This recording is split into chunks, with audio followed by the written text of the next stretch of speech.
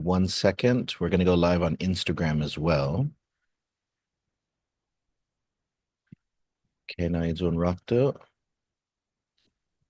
All right. Hungyan. Right, Nangatsabay Tech. Let me just check to make sure that everything is good.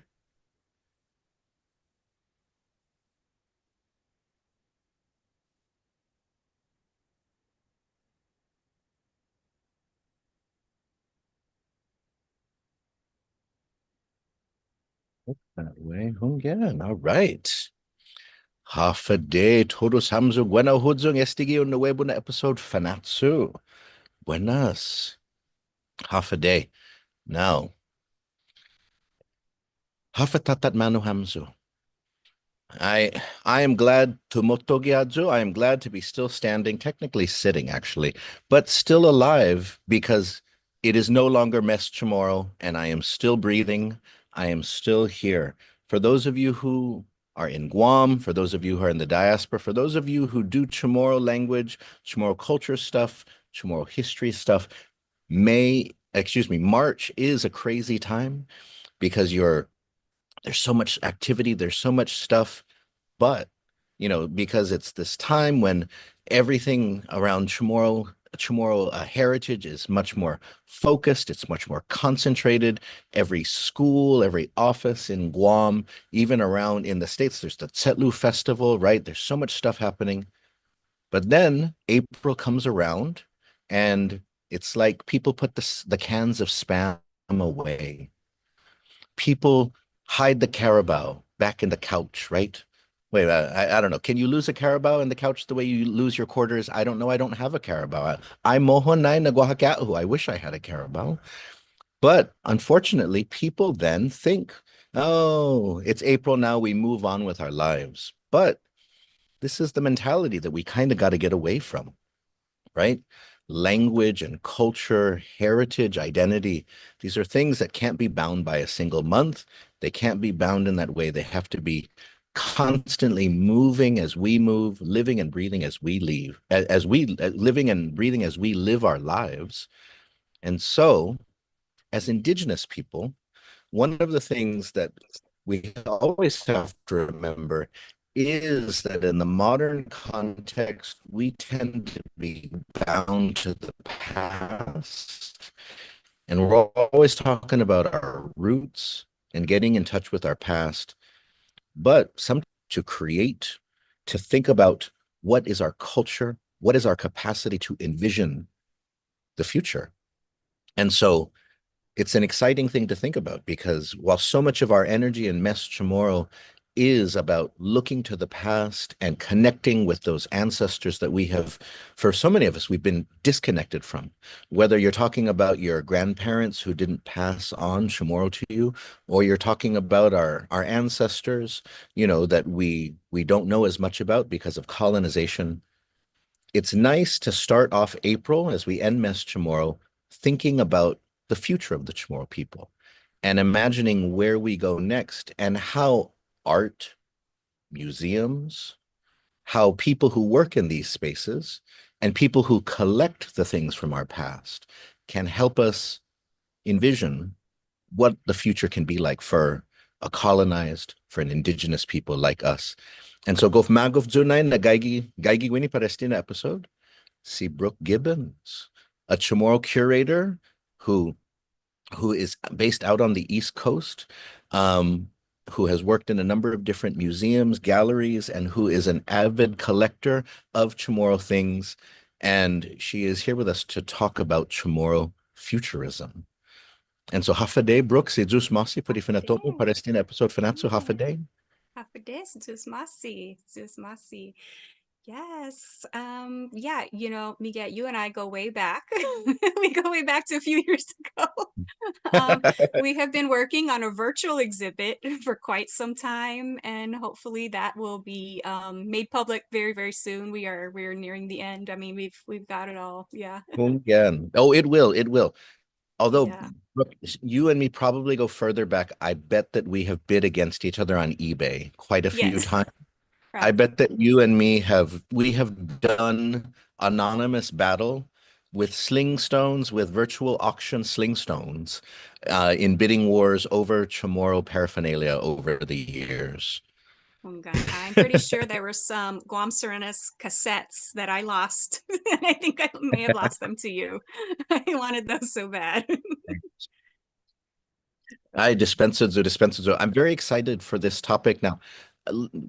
Brooke, por favor, why don't you, before we get into this issue of Chamorro Futurism, because I've already had a few people who have commented and sent me messages wanting to know more about what exactly this means, Chamorro Futurism. Like, is this like a Terminator movie? Like, is that what Chamorro Futurism means? Like, Hafesti Chamorro Futurism. But I want, por favor, sino introduce in Maisa, how can you introduce yourself? Because, Fanachu is a place for Chamorro voices. And so, tell us your family, tell us your background, tell us your connection to Chamorro issues, and then just introduce yourself, por favor. Yes, yes, it's just Masi. Yes, so my name is Brooke. I was born in Guam way back in the 80s. I am from Talafofo, Familian Cabrera, Zan, Familian Adiluk. So Salas, Lincoln Salas was my grandfather. My dad was military. So after being born on Guam, we went back to where my dad was stationed in El Paso, Texas, on the US-Mexico borderland. So I grew up there, really awesome multicultural environment.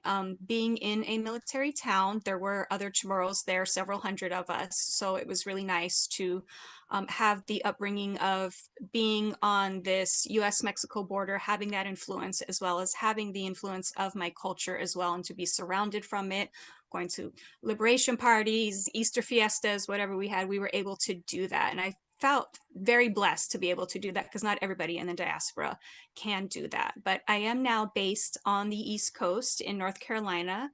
And I am in Charlotte, where it's not a military town, so there are not a lot of Chamorros here. If there are, please reach out to me because I would love to connect with you. Luckily, my mom does live nearby. She did move over here and she does live very close to me. But a lot of times, if we want to go see extended family members, we go again to the military towns, Columbia, South Carolina, Fayetteville, North Carolina, we go and do that.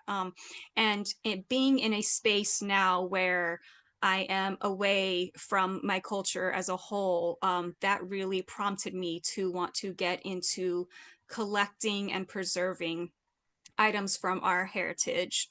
So we will probably get into this, but Miguel and I have been working on for many years now, with the Guam Museum, a virtual exhibit that talks about the many items surrounding post-war Guam.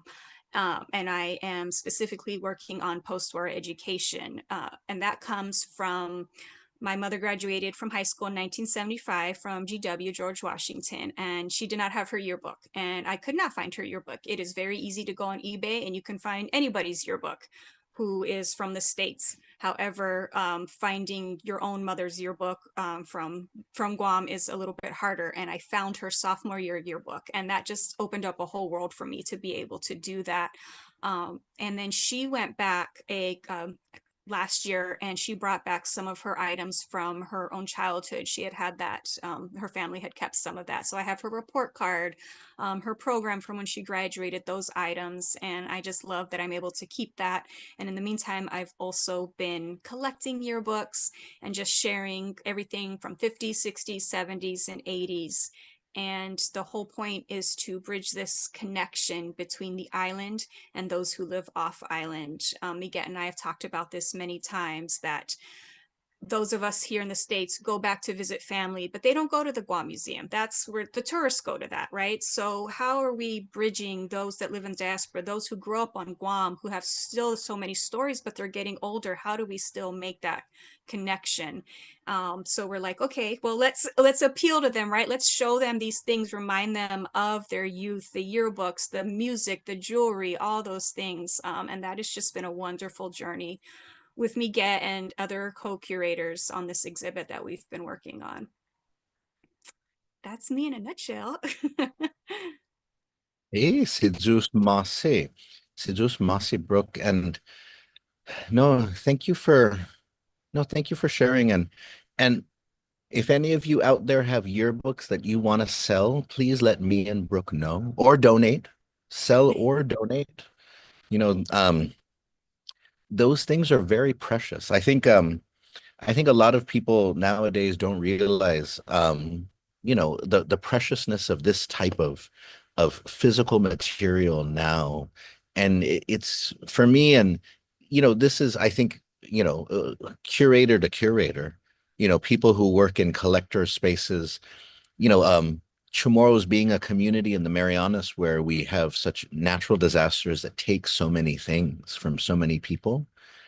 And so sort of collecting things and holding on to things, and how easily sort of a generation can lose their yearbooks, their photos, those sorts of things, and how there can be that gap. And that's why it's important to kind of hold on to those things, to try to put those things in safe places. And so, although now, to digitize them, to make sure that they're in a space where your descendants, where the community can access them.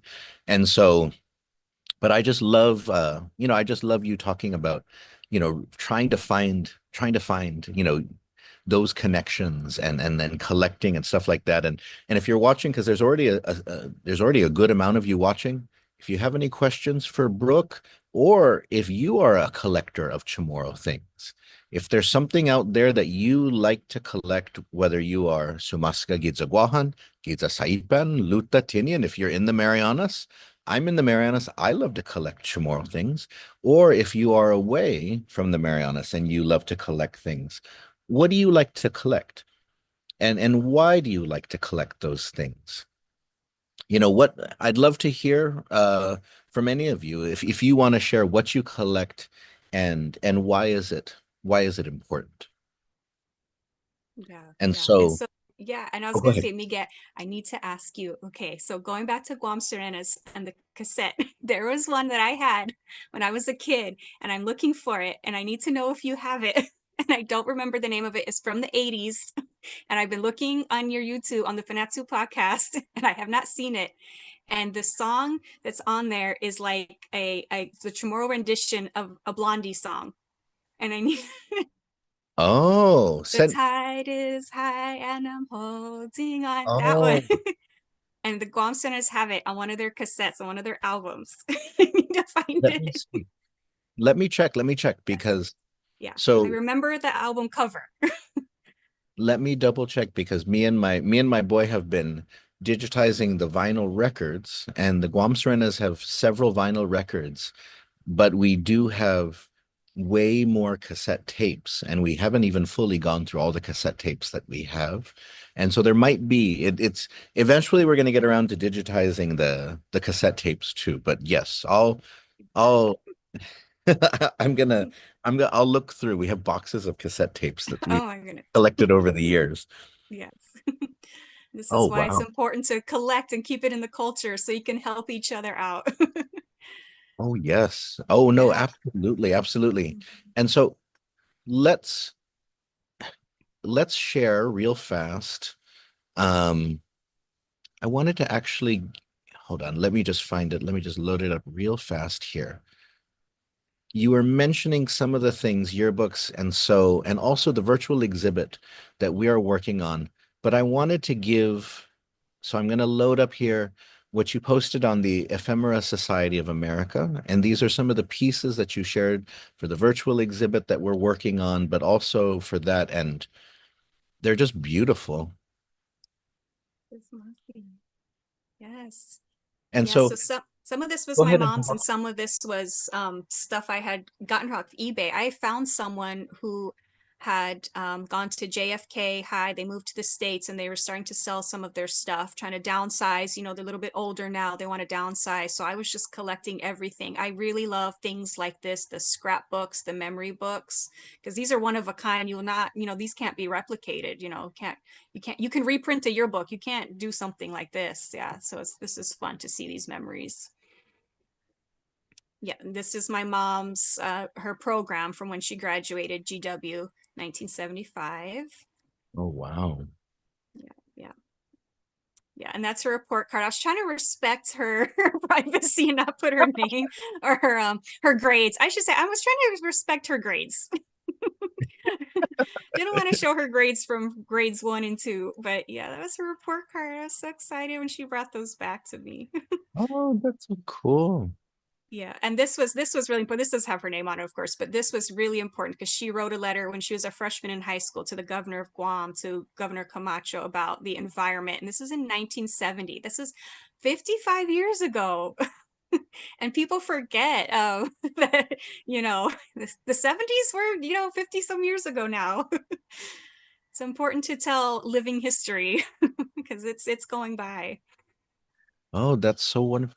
Let's see here. Let's see.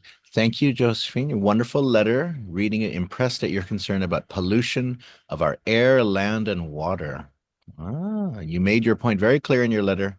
We must all be concerned about this problem. Oh, wow. Yes. Yes, and these are some more yearbooks. I have mostly GW just because a lot of my family went to GW. I do have some other ones that I've found, JFK. I have UOG, which is really cool. Because not, a lot of college yearbooks, that's very rare. Not everybody takes their picture for their university. So, but yeah, going back 50s, 60s, 70s, all of that. And these are very cool. Oh, Yeah, some educational books. So this is, botany on Guam. I do have some language books that I also used growing up. My mom had some copies in the house from the 70s, the cute little storybooks. wow. Oh.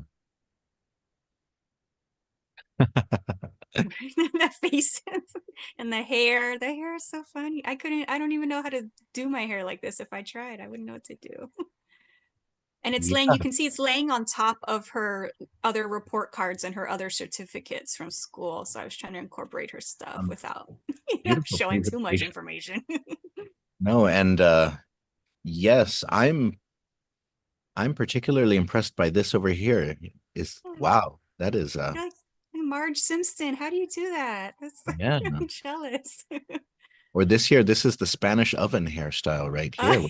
Oh, Yeah, like push, like so much oh, hairspray or something. oh wow. Yeah, especially like the 70s yearbooks, they get a little groovy with their like poetry, and they start to have more color photos. Yeah, they get real into it. Yeah. Mm. This is fun. Yeah, so in the post-war education gallery on our virtual exhibit website, I do like to show just the different sports, the different vocational activities, all the different things that there's, because I mean, it's high school, right? They got everything, even back in the day. Ooh, I love these. So yeah, I have a lot of those. Those are really cool. Those are those Chamorro workbooks from what was it like? What is it called? The Guam Department of Education or something like that from the 70s. Yeah. Now, for these, did you find these online? Or did these come from your mom and your family, or how did you get a hold of these? These I did get online. We probably bid on it together. So but some of them that I have, I did have copies as a kid, so I recognize some of them. And I really, the one that I really remembered was about a little boy eating hot pepper and then getting it in his eye, because the same thing happened to me. And it's a whole Chamorro story about a little boy. And Tanwan and Tanlia are trying to help him because his eyes are on fire. And literally the same thing happened to me when I was little. So, but, but I do, yeah, I was able to find that one. I don't know what happened to my original copies. My mom had this thing where we had all these wonderful cassettes and workbooks, and then she would just give them all away to cousins. My stuffed animals, they're all with the cousins now. Somebody else has them in the family, but I don't have these. I had to go on my own and get them back from eBay.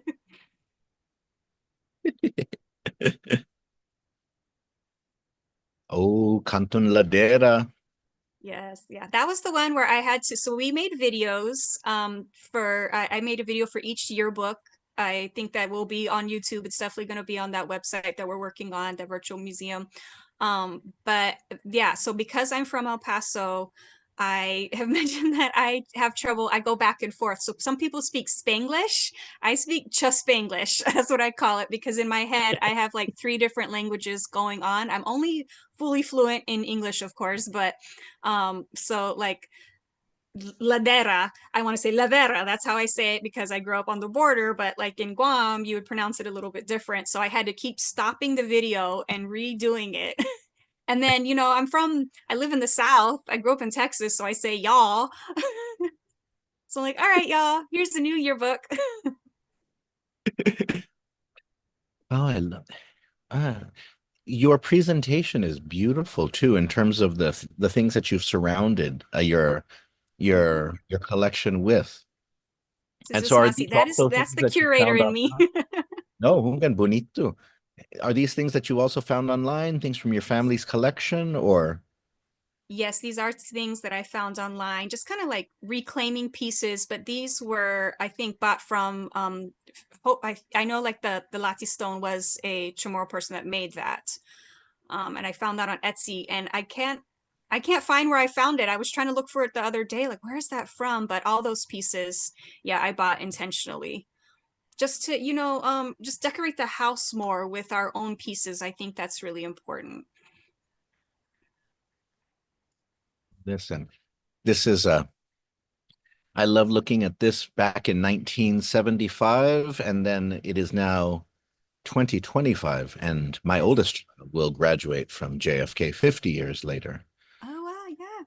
And it's my mom's 50th reunion this year for GW. And I don't know, Oh, she's thinking about going, but yeah.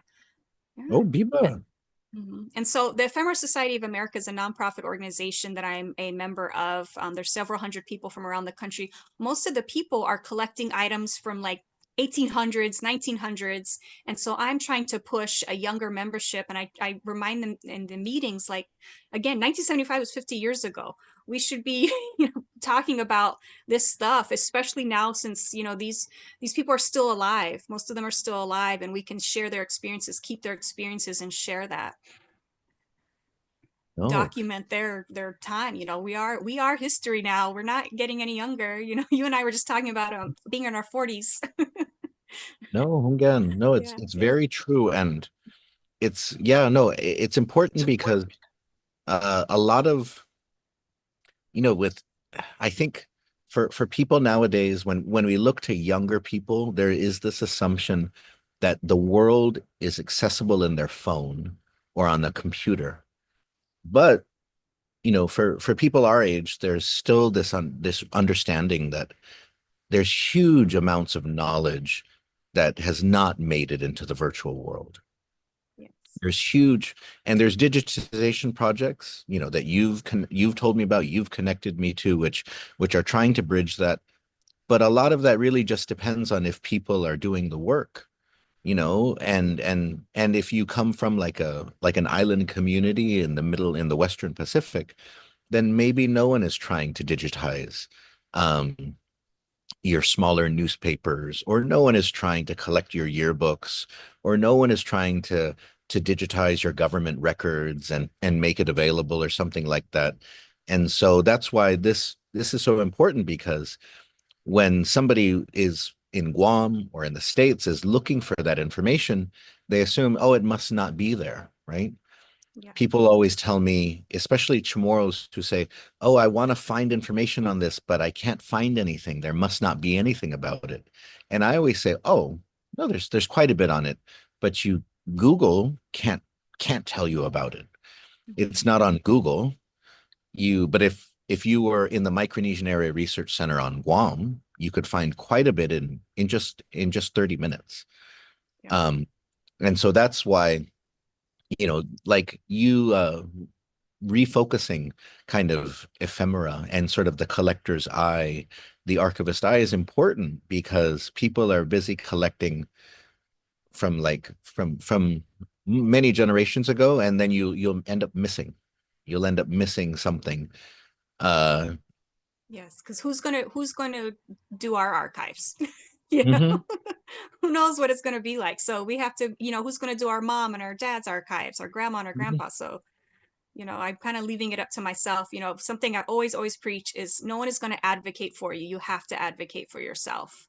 So that's why I appreciate like Guampedia and Bernard Puncelin and the genealogy roots. Like we need stuff like that because that is now bridging. Now we're, having this global process of being able to connect all of our archives. Now things are being digitized. The picture behind me is my mom that I didn't have to mess up the yearbook. I just took a picture and printed it out and made like a collage and made artwork out of the picture. So I still have her yearbook intact, but I've also now been able to use her photograph and make art from it and continue it on and continue that story and use it in different ways.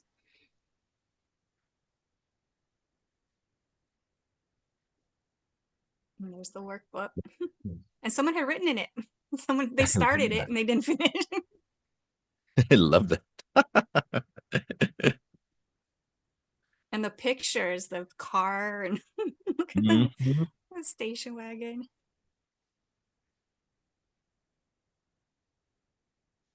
Oh my goodness. That is a Yeah. So that is the cover of the first photo you saw, where all those little, like this little memory book, like a scrapbook. That was JFK in the 70s. Yeah. that And is just nowadays it's hard to do stuff like this because I went to the movie theater a couple months ago and there's no, you don't get a ticket to print out anymore. And yeah, it's better for the environment, I guess. But like, I want a little ticket. I want to save uh, this because I'm gonna go to the movies and forget I ever went because there's nothing unless I, snap a picture of it and put on my Instagram or something. But yeah. yeah. No, it's true. No, it's true. Things are shifting. The last time that I traveled to a different country, they didn't stamp my passport because there's a digital trail. Oh wow. And so it was Yeah, the updated. A stamps are digital huge. record was updated, but they did not stamp my passport, which confused me because it's like, oh, is can shouldn't you stamp it? I mean, I can't access that digital record. Like, Oh. what good is it to me if you know that? Yeah, yeah, and then for your offspring to like get when you pass on and they can look through the passport and oh, this is where Mhm. our father went. These are his travels. I guess I'll have to go through my Facebook feed or something like that. Yeah, yeah. But then again, like we don't own that, right? We don't own our digital Mhm. footprint in a way because other things own it. So billionaire companies own it, so they can snap their fingers and it can be gone in a second. So that's why I'm like, when we, when talking and getting into futurism, it's like, how do we think about like advances in technology and how can we digitize everything, our past, present, and future, but we own that. We have to make sure that we own the platform. Looking at it from like the decolonial lens, like we have to be in charge, No, even definitely, digitally. definitely. I love this Chamorro Club, Korean Teen Club. Yeah. Oh wait, I'm trying to see here who is in the Chamorro Club. Yeah, and this one was the 80s. So as you can tell from the hair, I love identifying. You can just identify any era. Just look at the hair. But it's funny because Chamorro Club's just Chamorro Club, but Korean Club, they had to put the word teen in it. Like, why? It's in high school. We know. Uh, that is that's an interesting point there. Yeah. Why did they say Korean teen? I almost want to track down one of the members of the Korean Teen Club to ask them why. Look at their names. Yeah. Is this GW? This is GW or is this JFK? This one. I'm almost certain this is JFK. Yeah. Oh, okay. So there is a Korean Culture Club now. Oh, they renamed it. And so I guess that's probably makes a little bit more sense. Yeah, the teen was kind of redundant for high school.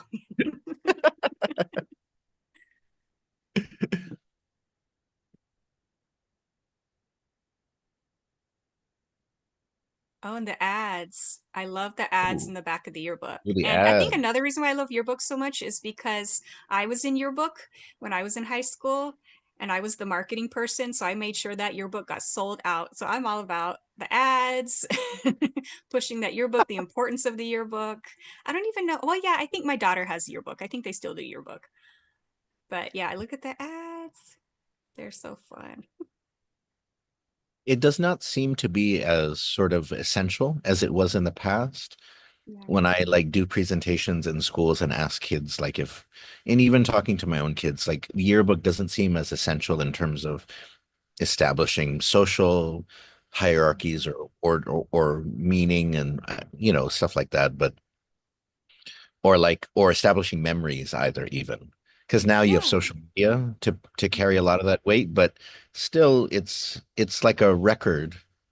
I think one of the things that really I think now in the world of kind of things becoming more digital, one of the things that's just like the yearbook reminds me of is just this idea that you're to have a physical, tangible memory, because the thing about the digital memories is that they can change.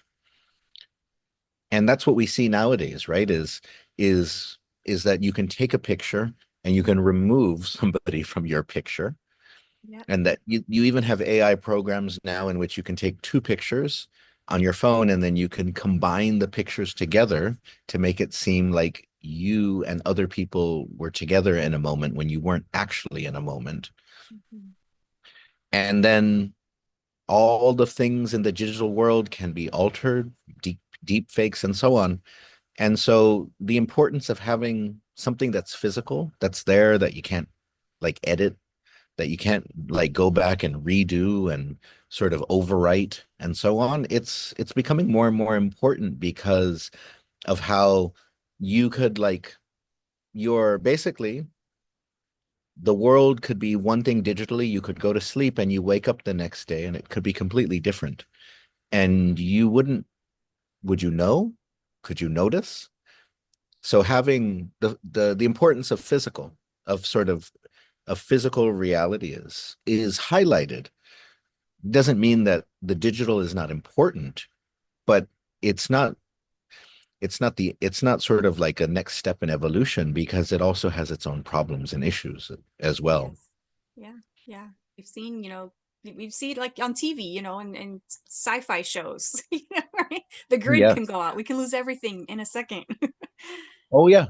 Oh, absolutely. I mean, after the last typhoon that hit Guam, we saw that with if if a government has gone digital, if a government entity, for example, has gone digital or is all virtual and there's no electricity, then what happens?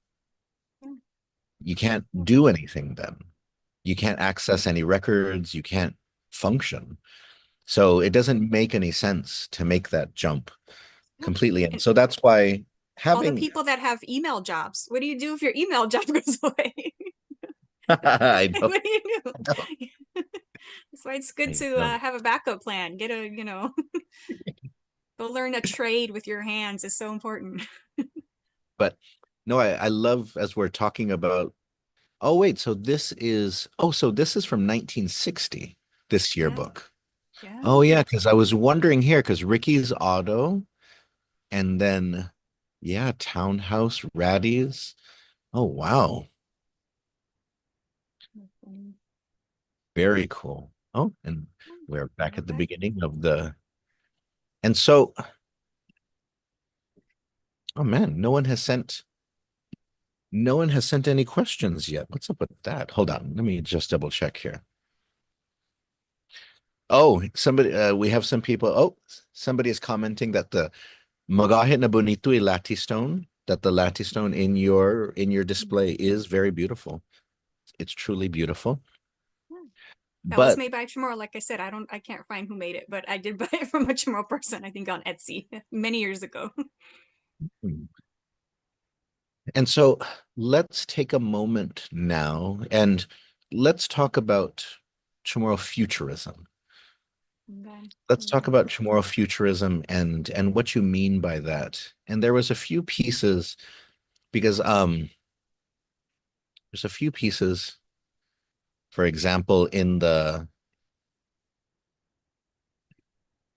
like this piece that I used in the flyer. A few people saw this and were just struck by different elements of it and found it to be very beautiful and interesting. And the somebody said that it was familiar, but also a little bit unsettling at the same time. And so, Yeah, and you read the words that so this piece was made for a multicultural exhibit that I was just in here in Charlotte, and they invited me to be a part of that, and I really appreciated that. I do want to give a shout out to you know, being the only Chamorro. Usually I'm the only Chamorro in the room. Definitely the only Chamorro artist in the room, because I am away from the culture. I don't live on a military base. I don't, you know, live on the West Coast. There's much more Chamorros. So I'm always the only one. And usually I find myself adapting. But as I've gotten older, I don't want to adapt anymore to the room. I want to take up space. I want people to know that I am in the room. You know, like this headpiece I'm wearing right now, this was from my late auntie, Flower Pot. She was Samoan, and she moved to Saipan to marry an uncle in a family, and she never left. She loved Saipan, and she made these pieces. So all these pieces, I wear them, and I'm like, why am I only wearing them at like the fiestas? Why aren't I wearing them all the time now? So let's start wearing our pieces more. Let's start telling people about us more. So yeah, so my shout out is to Black women, because Black women are the ones that, in addition to our own people, are the ones that are giving me space, especially here in Charlotte. So I appreciate that they are seeing me and I am seeing them. So thank you. But yeah, I love this piece. I made this piece with all my heart.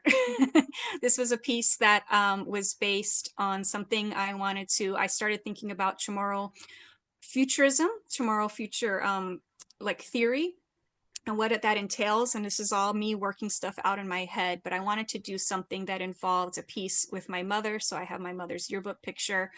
And it just all came together with these extra pieces that I had, a lot of like, what is it, like Guam Recorder, things like that. These were books that the military people would get when they moved to Guam.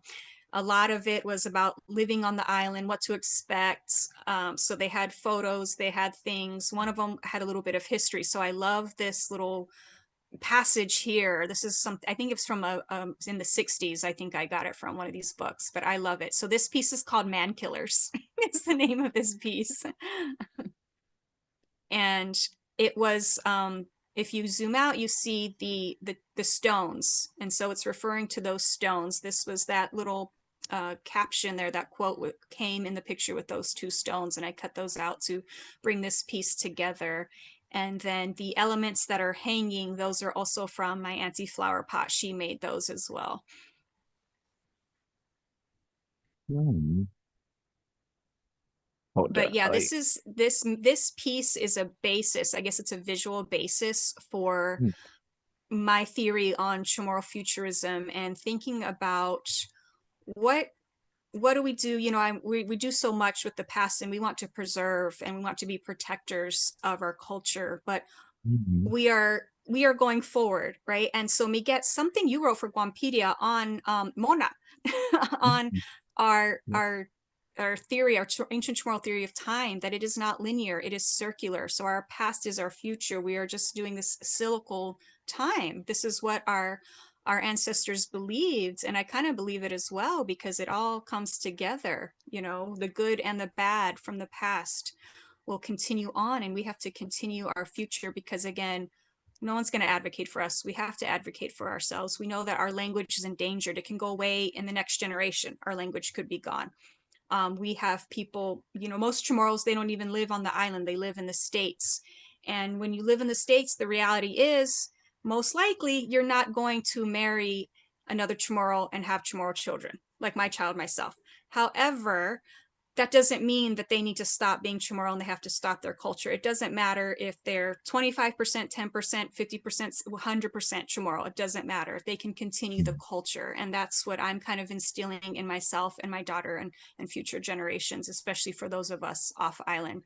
So these are just all thoughts I've had in my head, again, based on what you wrote about Mona, our thinking about time is circular. And then what does it look like for our island? What does it look like to be Chamorro in 10 years and 100 years and 1,000 years? Now, of course, we have an environmental crisis. So, you know, who knows what it'll be like for anybody in 1,000 years. But what about in 100 years? Just because, you know, you and I won't be here, and maybe our children won't be here, but maybe grandchildren might be here, great grandchildren. So we have to still think about them. So yeah, these are again all thoughts, just all ideas, and I want to connect with others who are willing to move forward and create like this everlasting culture. Kind of think of it in a way. So I started to refer to myself as a Chamoru Futurist because by calling myself a Chamoru Futurist, that's like an action item to me.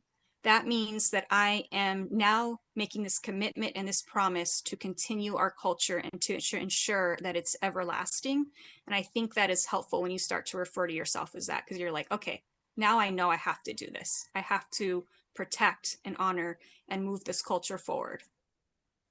Bonito ano. No, sedus masi.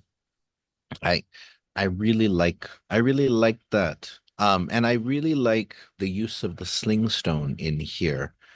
And the person who mentioned that it's unsettling, I think was referring to how it incorporates sort of how it has the sling stones here, and then it has sort of the feminine figures here, and then it's like the sling stones are moving towards it. And but from this distance, you can't read the words here.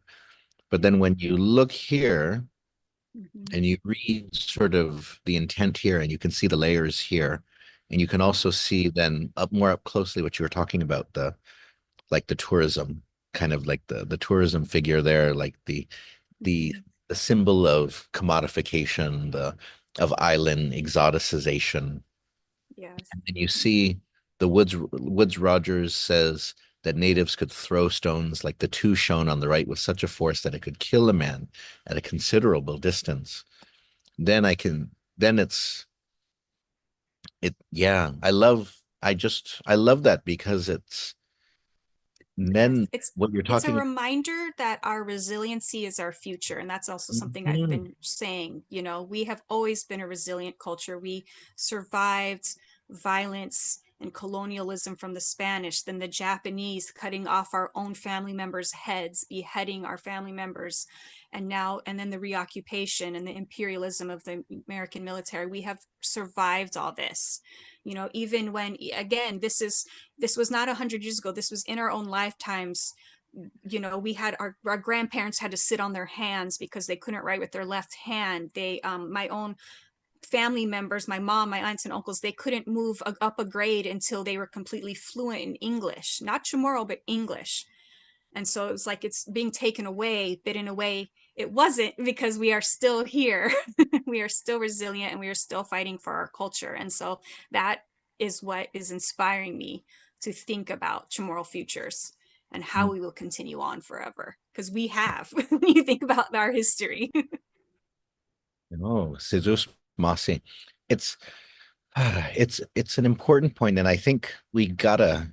I love the way you used Motna there to kind of help come full circle, right? Because to bring us from the past to the present to the future, just to because and that's why, yeah, at the beginning of the episode when I was thinking about Mess Chamorro and how a lot of it is about culture, preserving, perpetuating, but connecting to the past, there always needs to be that emphasis, not sort of just like preserving it for the future, but also kind of imagining a future in which your people are in it, imagining a future in which you're there, not and that means not simply preserving.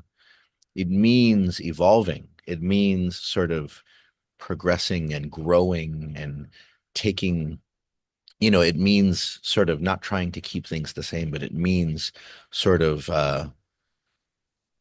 so that's why, and sort of the use of the sling stone here in your art piece here, I find it to be really, really nice because when we look to, the our ancient ancestors, we find certain things that they did where, there's scientific principles at play, there's ingenuity at play.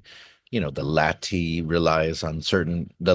has elements that skyscrapers rely on nowadays in terms of their construction. The Sakman is the same thing. It uses things that aerodynamics, and planes rely on nowadays. And so the sling stone is a similar sort of thing, that there's lessons from our past that we can learn from. And we can manifest that by connecting to that, by throwing sling stones today, by drawing sling stones, by making them. But we can also use that as a metaphor, right? And so I love that you bring this quote in here with such force that it could kill a man at a considerable distance. And even then it's like, well, is Brooke here talking about, you know, slaying giants today, that like that tomorrow's, if we use our ingenuity, if we use our prowess today, we can tackle major problems, right? That and so it's just it I love that. I love that way of using that as something to animate, to amplify, to activate, um, Yeah. connect, and then, connect to the past, of course, but it's thinking into the future and in this sort of, anyways, but I just love that, looking at this piece. And then a lot of people don't know who Woodes Rogers is either, and so I love that you've brought in Woodes Rogers, who is a like a pirate. Yeah. Like, I mean, if it scared him, right? Yeah. but oh wait, oh shoot. But there are still things happening. I Okay. mean, hello, you're there on the island still fighting for our sovereignty. There's still, Guam is not a utopia yet, right? So we're still trying to make that happen. And so our resiliency has to continue and our fight has to continue. And I think the best way to do that is by, like you said, reimagining our future, using our imagination to define what our future is. And so that's, I guess, my challenge for everybody listening and watching today is, what do you imagine a tomorrow future to look like? We're all going to have different, opinions or ideas of what that should be. And that's okay, because we can all come together. So I think it starts with that, to say out loud, like, this is how I imagine our future to be, this is what it should be. And then once you have that, that's your action item, right? So like you said, like, this is it now. The deliverable, right? Now I have something that I need to deliver on, for myself. Recently my husband works for local government, and so he has a guaranteed retirement. In about 13 years he will be able to retire. We have talked about returning to Guam. He's from New York, but like, he wants to live at the beach, and he loves our culture and our family and our food. So I'm like, why, we're talking about living on the beach here in North Carolina, why can't we live in Guam, where our people are? So, like, thinking about that, if you have the ability, can you return to your own islands? Can you, whether it just be kind of like a pilgrimage, or whether it be permanent? I think that's something that we should think about. No, si Zeus Masin. And I'm hopeful that with work like what you're doing, to kind of, you know, digitize, collect, keep the nostalgia for the island, keep these connections alive. I'm hoping that we can inspire and encourage more people to reconnect, come back home. And I'm hopeful that, there's more opportunities for Chamorros raised out in the States, or who have lived for long periods in the States, to come back and live on Guam, live in the Marianas.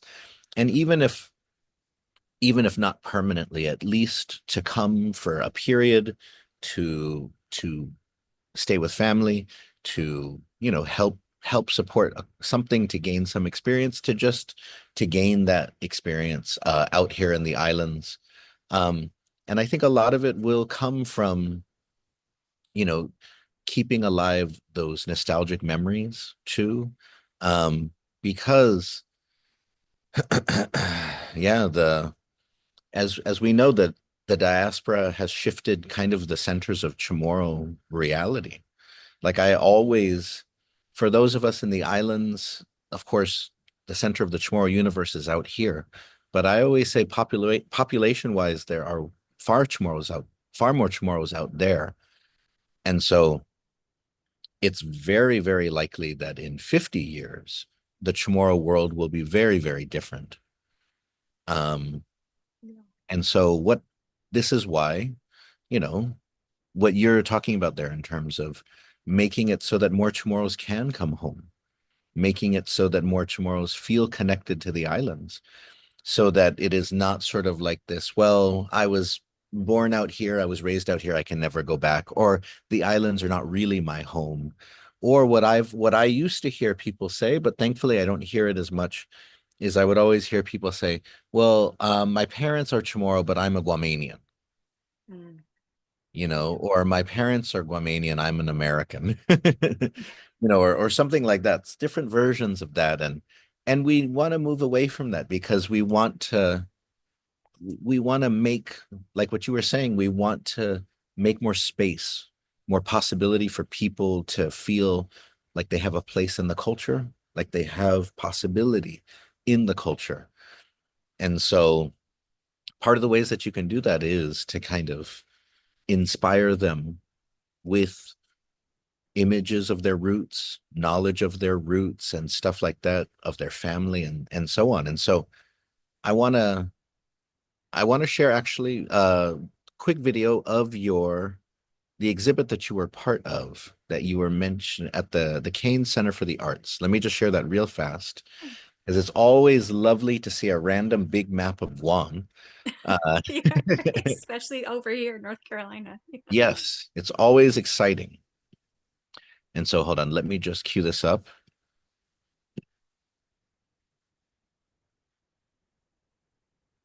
All right, here we go.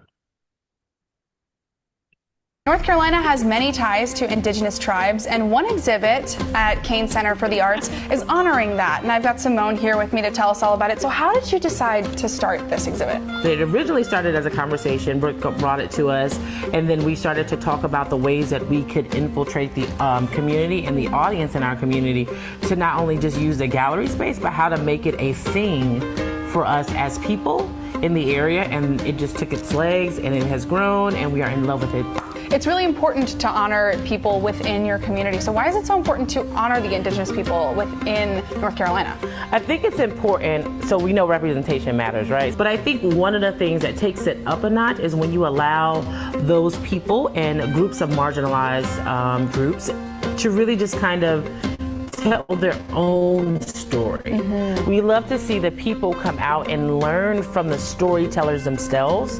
And I think that is kind of what made it that much more important. And you guys have really made space beautifully in here, and you have so many gorgeous pieces of arts that are, also created by people who are, from indigenous tribes. So all of the artwork that's in this exhibit is from indigenous tribe members, but not only that, we actually have indigenous members that have submitted work that was passed down from their parents. Wow. So we have pieces that were actual family heirlooms that were passed down, and they were like, well, can I just submit this? I don't know the artist, but I really know that this is coming from this type of cultural historical fact. Beautiful. So we allow them to kind of, again, take their own storytelling methods and how to share it. And I think that's the beauty of the art. One of the things that I really enjoyed about this is I got to learn so much about not only just the artist, but the history of where they're coming from. I feel like I'm a walking encyclopedia. I love it, and you really are. You've been telling me so much about everything in here, and it's just incredible. And like you said, it's so important to learn, especially from our history and from our ancestors. So I think that's what's super cool too. So how can people actually participate in this project? We have multiple things happening for this month, which is the month of Indigenous people. This is where we are celebrating. We actually have a film screening, and if you go to our website, you could be able to RSVP. It's for free. It's to the public. It's on November 21st, 6:30 to 7:30, and then afterwards you'll have a Q&A with the documentary's directors. And then outside of the film screening, we also have cultural events that'll be seated at the early age of January, which is on the 10th and the 11th, where you'll have a ticketed event with Charlie Lowry. You'll have some Native American drummers. You'll have a Native American spokesperson. You'll have storytellers, and you'll have spoken word artists that'll be all out there. And all of that is free to the public. We wanted to make sure that accessibility wasn't the issue. We're excited. We hope everybody comes out and they take advantage of the free aspect of this being something that we want accessible to the public. I love that. So if people want to learn more information, if they want to come and visit this exhibit and learn more about those activities, where can they go to? They can go to kanearts.org. We'll be able to assist you, and we'll be here waiting for everyone. Fantastic. Thank you so much for joining us today. Thank you. Oh, Yes, that was yes. very cool. That was very cool. Can you tell us more like about that? I know that it already ended because it was Yes, said that it ended in January, but tell us more about that. It sounded like it sounded like a wonderful event, and it sounds like, you know, it's good that you're representing kind of Chamorros in spaces like that too.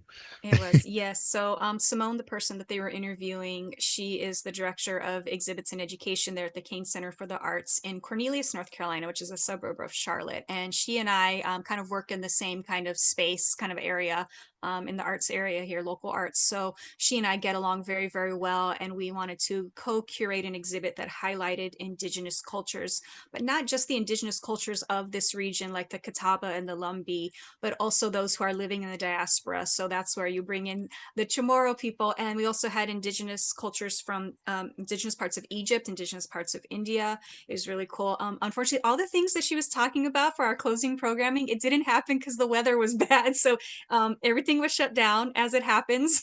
So the bad thing about that, it was the day that we were supposed to have that in January, the weather completely shut down everything. But we are hoping that we can one day recreate. This exhibit was amazing. A lot of people came and saw it and they really enjoyed it because we don't normally see indigenous exhibits here in this area outside of like the Catawba Nation, which is again the indigenous tribe here in the area. But outside of that, we don't really see too much like this. So this was kind of a one of a kind, really special exhibit. And something that wasn't shown on there was you see a lot of pieces that are from my own personal collection, from my own family members passed down to me, but you didn't see them, but there are 3 pieces in there that were made from current Chamorro artists. And so I gave them a shout out. I took pictures. I was like, oh my gosh, because I had bought these pieces from them a while ago. And I was like, I need to use these pieces in this exhibit. So these are Chamorro artists who still make art. And I love that we have artists like that. And I think that's, again, speaking of thinking of our future, about our Chamorro futures, is utilizing, because it's something that is being used right now, social media, getting on Instagram, following each other, especially artists and documentarians and storytellers. There are so many wonderful Chamorro artists out there. Especially I feel like here in the diaspora, on the West Coast in Seattle, there are just a world of Chamorro artists, a little younger than me, but I love that they are younger than me, that these are artists and storytellers that are trying to preserve our culture and present it in a way that is accessible to everybody.